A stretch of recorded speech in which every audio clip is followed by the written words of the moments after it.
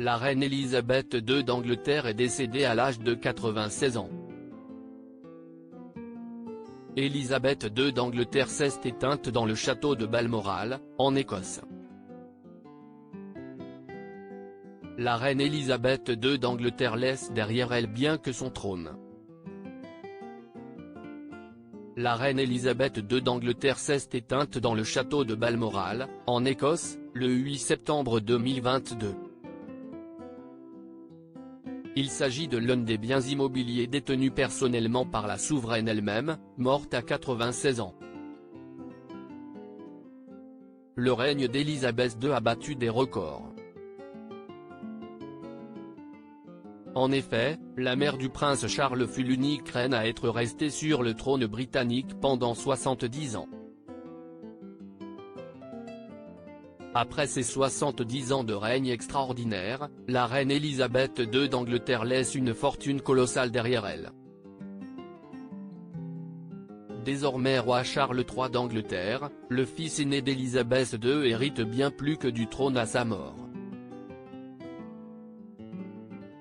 La fortune personnelle de la reine Elisabeth II d'Angleterre a été estimée à 370 millions de livres par le Sunday Times, il y a quelques mois. Par contre, les biens appartenant à la couronne britannique sont estimés à 28 milliards d'euros d'après le magazine Forbes. Ces différents biens, la reine Elisabeth II d'Angleterre ne les détenait pas personnellement.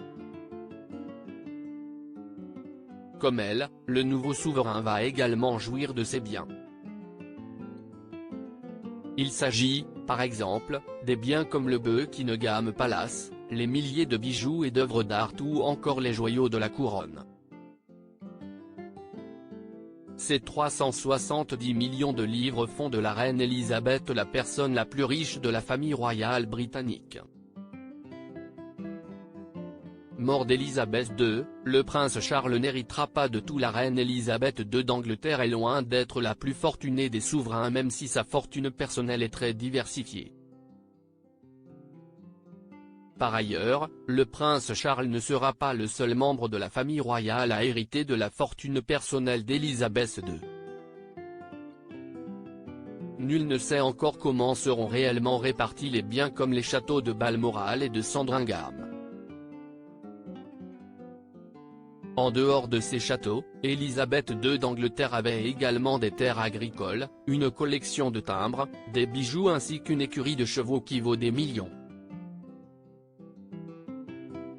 Seul son testament permet de connaître la répartition des résidences, des comptes en banque et de tous les biens de la reine Elisabeth II.